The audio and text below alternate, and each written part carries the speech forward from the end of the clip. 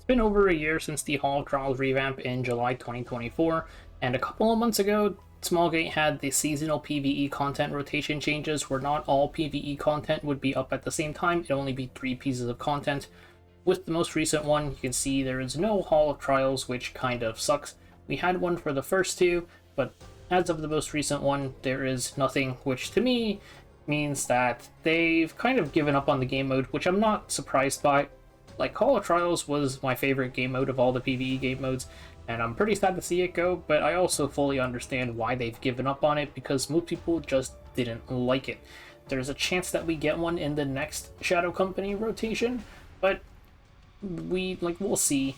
Just the fact that they have not had it on rotation means that I think it's effectively dead. And this video is going to be pretty much going over everything about Hall of Trials, like why people didn't like it so much, why I liked it for whatever reason. There's a lot of pretty common talking points for why the game mode was bad, some of which that I agree with, some of which that I don't.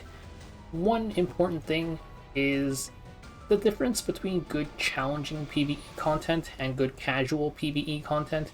I think these are two pretty different things. Starting off with why everyone hated the new Hall, one of the big reasons is because of that difference between good challenging content and good casual content. Because I say that Hall of Trials was good PvE content, but it's bad casual content. The fights are just a little bit too complex for the average player because the bosses have really long skills.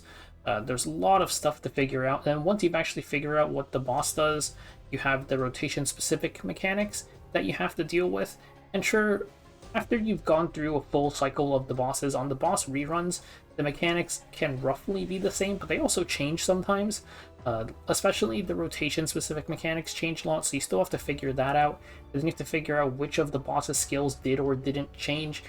It's just a bit too much work for the people who want to go into the fight, get the rewards, and get out. Even though you know what one of the units is, which is usually the banner unit, and you can copy team comps from the top 100, especially if you're going for top 100, you'd have to pretty much know how the run works, which takes a bit of time to figure out, or you just copy the video like I would typically upload the top 100 videos. If you're just trying to auto it, then you'd have to either accept lesser rewards in terms of the ML5 currency, because if you auto normal mode, you would get the same rewards as before the revamp, pretty much. And then for top 5%, again, I always uploaded that, people would just copy it, but that doesn't apply to most of the player base. Most of the player base is not watching videos. So that's why I'd say it's bad casual content, because it's just too hard for most of the player base to engage with. On the other hand, as somebody who actually read the essays, all those different mechanics were really fun. I got to spend time every single rotation figuring out what the main mechanic was, even after we had the boss rotates, or the boss rotations. I spent time figuring out what parts of the boss did or didn't change, plus the rotation mechanic changes. So I had to figure out what units to use for the team. Is the banner unit even best in slot? What other 3 units am I using? And then once we have the base setup, you gotta figure out, how do I min-max my damage? What if I sort of swap gear on this unit, change his artifact, change my rotation a bit so that this person goes before this unit on this turn, or on a different turn, that sort of thing. But this is a lot of time that most people just didn't want to invest, which is fine. Not everybody is going to want to do the content. Also, some things some rotations, even the most recent rotation, have some really uncommon artifacts or units come up. Champ Z made an appearance on one of these rotations after not seeing use for years. Temperance, of all artifacts, which is actually not the first time I've used this artifact, made its second appearance in Hall of Trials on the most recent Acadia rotation. And those things I think are fun because you have to remember that these things exist in the game. Other people might not find it as fun, but that's the disconnect I'm talking about.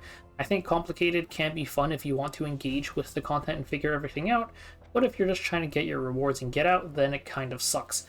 And this is part of why when they did the Shadow Company stuff, they added a thing for Hall of Trials that just says, this unit gets a damage boost, this unit gets a bigger damage boost, please use these units, because they want to make it as intuitive as possible for the average player who I think is the group of players that suffered the most from Hall of Trials being too complicated. Basically, I think it was really good, like hard PvE content, just not good casual content. So there were a lot of people who disagreed about it even being good hard PvE content. One of the big talking points was that Hall of Trials is designed around a specific unit, and that makes it so that it limits you because you can't like do Hall of Trials without the unit, or if you like want to like push the top teams, you can't really like be creative or anything. Like you have to use the unit, you have to use the team. I don't think that's really true. So this is the spreadsheet that I have that tracks all of the Hall Trials rotations. You have the unit, the boss, the unit that was on rate up that the fight was designed for, the rotation, the placements of the top three, plus their scores. Most importantly is this box here. This is the best in slot unit here, and it's not the full team because you have 4 units, but in terms of who was on banner and who took their role of the banner unit, green means that a different unit than the banner unit was best in slot, like Guider, Aether, and Ice Adam were best in slot instead of New Moon Luna. And then red here means that the banner unit was best in slot. And basically, about half the time, the banner unit was best in slot. There's a couple of exceptions that I tweaked a little bit, but roughly half the time, which is like, I think that's fine. I have some other thoughts about units even being best in slot in the first place, but we've had plenty of opportunities, I think, to use units besides the rate up units. In the first place, I don't think designing the rotation around a unit really limits creativity that much. Like, you have 3 other units to use in the team, and yes, you have to fill the boss mechanics. So, like, for DDR, you're probably going to need cleansing, if, like, in one way or another. For Alana, you need AoE, but you have, like, you can move those units around, and that's very much a thing. Alana also needs counterattacks, so, like, which counterattack unit you're using, which AoE unit are you using? That thing has been a factor in some of these rotations. And especially for, like, on the very top ranks, some of these rotations at the very, very end, some of the top players will just drop a unit that nobody else was using and use it to push their scores by a pretty significant amount. Like, this rotation stands out a lot to me because I explicitly remember this rotation. Everybody, I have the picture here actually, everybody was using the exact same team. The Katie's, Vivian, Luluka, Penelope team, up until the last probably 3 hours of the rotation, it was, I think it was like 41, 40, and then 39. And then Ebby drops his team where he goes Heinz Violet instead of Vivian Penelope, and then Kaleido Ruby goes Straze Violet instead of Vivian Penelope.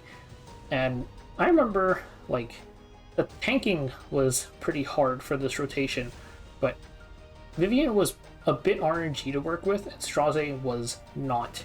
From what I remember, I actually don't necessarily remember how bad the RNG was, but the point was that there were units to use that nobody else was really using that ended up just being better. And nobody really found these things. I think the fact that people can find units that nobody else does indicates there's a good bit of depth in the team building. In terms of banner units holding people back from competing, it's not really a thing. Top 5% has always been pretty trivial to hit without the banner unit. The banner unit being needed, and like you can see here, like there's a lot of green here. It's only half of the rotations where you need it.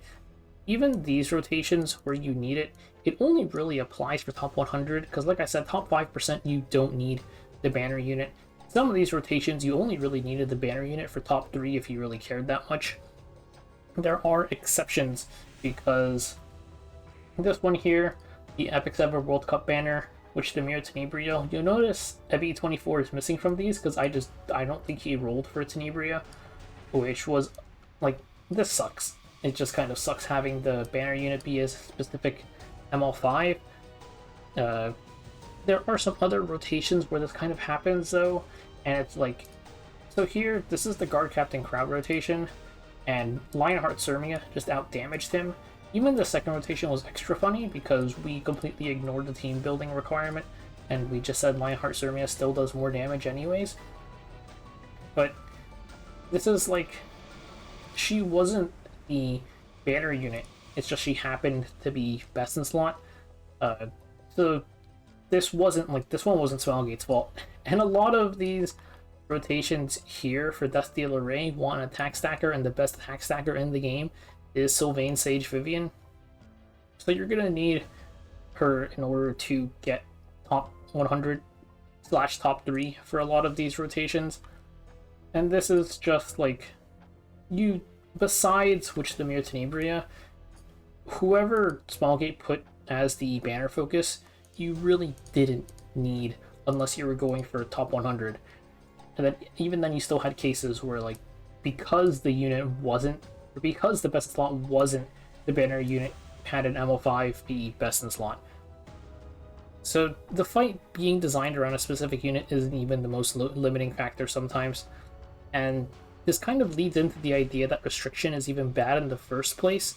Because for one, like, we ended up with a thing where this was an RGB unit and MO5 ended up being best in slot.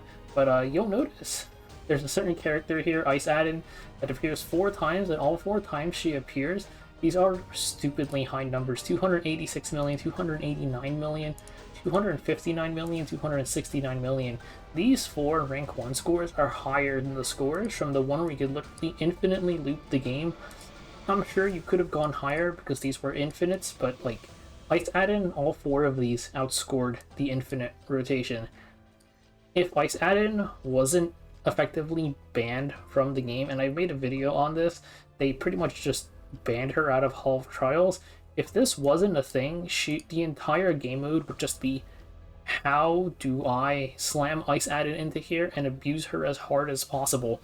And that isn't really, like, I think that limits your creativity more than having the fight be designed around a specific unit. I have a pretty long rant about unit variety in the old Hall of Trials too, which we might as well get into. There's a lot of other fun stuff on the sheet, I think, but we'll save that for the end. So besides Hall of Trials being too complicated, I've also heard the reverse complaint a lot, that the new Hall is too easy, it doesn't really have any depth to it, which I've talked a little bit about, like the banner focus thing doesn't really matter.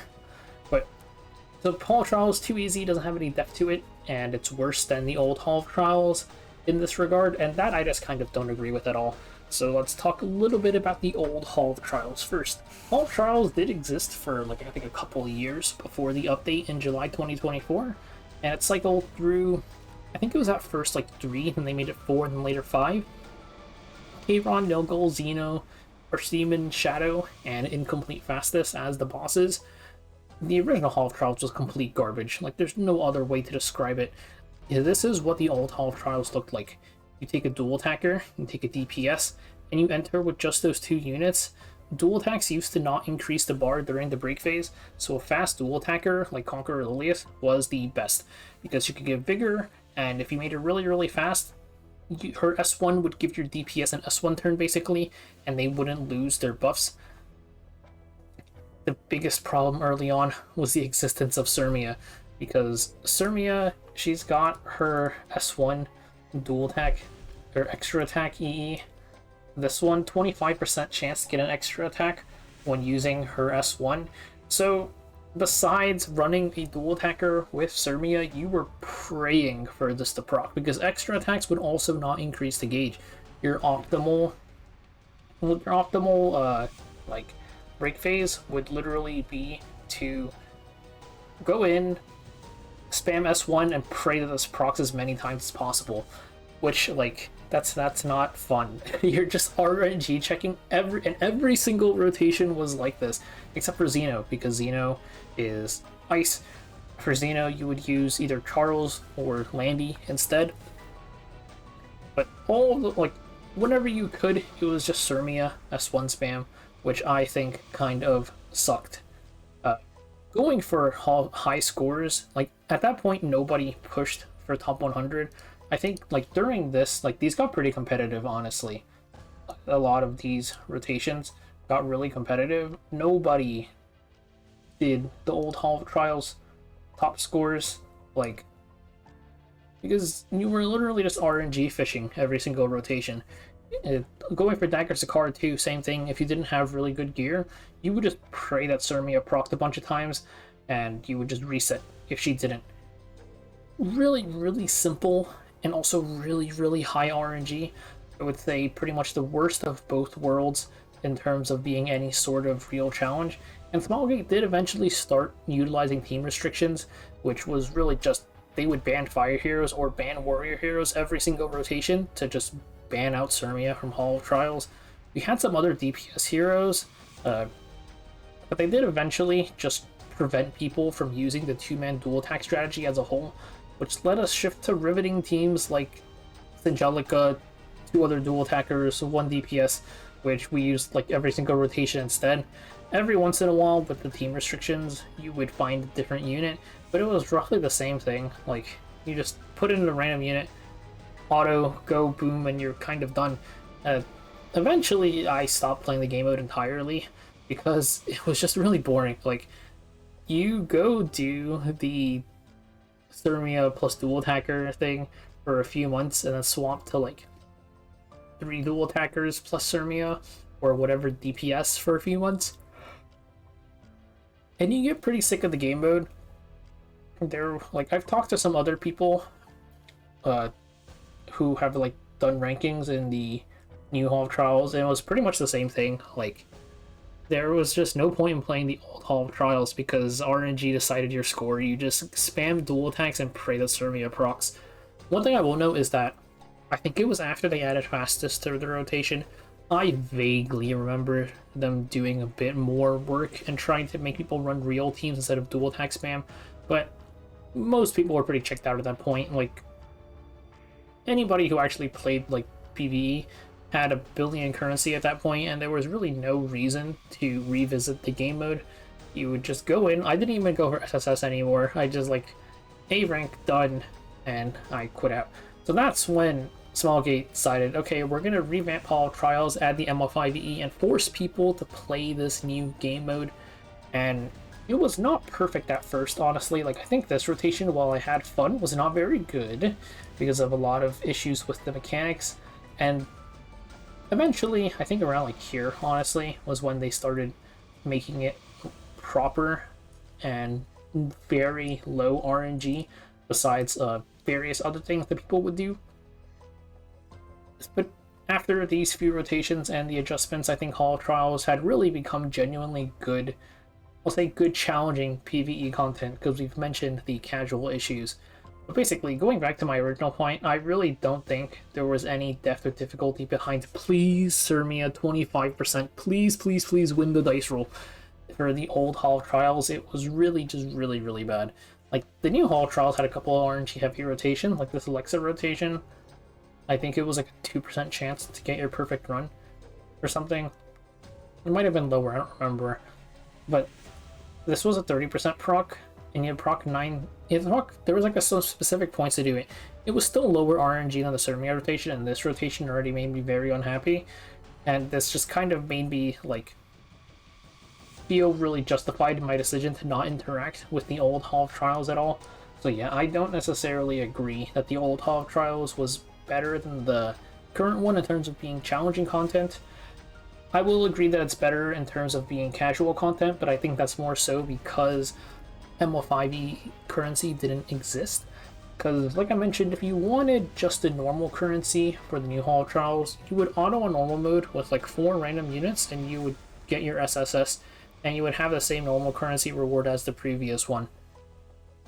So that is mostly it for pretty much everything I had to say about Hall. Like, I do think that the new Hall was really, really fun. The problem is just, it's too complicated. Like, people aren't going to be able to engage with this game mode. Here is the Hall of Fame. How often everybody was able to make it into the top 3. A lot of, like, one-time people, really, Ebby and Opstardo were the ones that did it just about every rotation, because Obstardo didn't start doing it until after the Infinite, which is a very interesting time to decide to start playing Hall of Trials. I had like a few, but not that many. Really, I think I only snuck in on ones where people were missing units, or on some RNG ones. Cloud Ruby retired, Elusul largely gear gapped. He was also doing all the rotations, because he shows up on like every single DDR rotation because he has really good attack stacking gear. Elgol was early, Derpist does them on Elena, but besides that, it's mostly just like a lot of one-offs. Of the people who hit double digits, there's really not that many, plus one of these is retired. So there's not a lot of people actually pushing the game mode. Honorable mention to Zonic, who actually does push the game mode, but just does not have the gear for it. Because he started playing during Origin, so like this rotation, not enough time to get enough gear to catch up to people. But he does innovate a lot of things for the rotations. Anyways, that is like 5 people, so no surprise that they shut down the game mode if there's like 5 people in a rotation actually doing anything. At least this is only global server. There were people on other servers, like I know people in Korea and Asia do stuff too. But yeah, it kind of sucks to see this game mode go, but not too surprised given the amount of low interaction. I did think that there's some interesting stuff on the sheet. I mean, I did a whole video on Ice Ad, and she's just a very funny unit. This rotation was really funny because we had Loka be the best in slot, and they gave up on the third one. They were just like, your damage now scales with Fighting Spirit, please use Fenris. And it was like, okay, my bad, I guess I'll use Fenris. This was the Infinite Loop one, where actually, technically, because Hall of Trials eats up your memory the longer you play it, so you were gated largely by how much RAM you had. And if you used Blaze Dingo gave you more damage per like megabyte of memory, so he was better, but you did have to manual play it. And the only person who did that was Lusul, so that's why I set this to just use Yenya. It was a lot easier.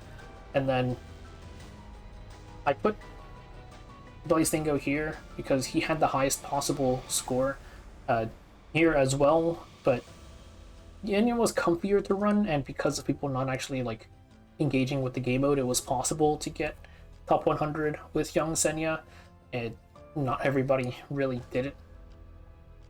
This rotation I thought was really fun because Robin technically was necessary for the best possible team, but it wasn't because she was the best unit, it's because she was the second best unit for the team comp. The picture for that is like over here. The really funny thing is this is like, and this is the previous rotation, so this was like an actual top 100. My alt account with like completely random gear at rank 69 made rank 4 on this rotation because of just how much better this was than the previous team.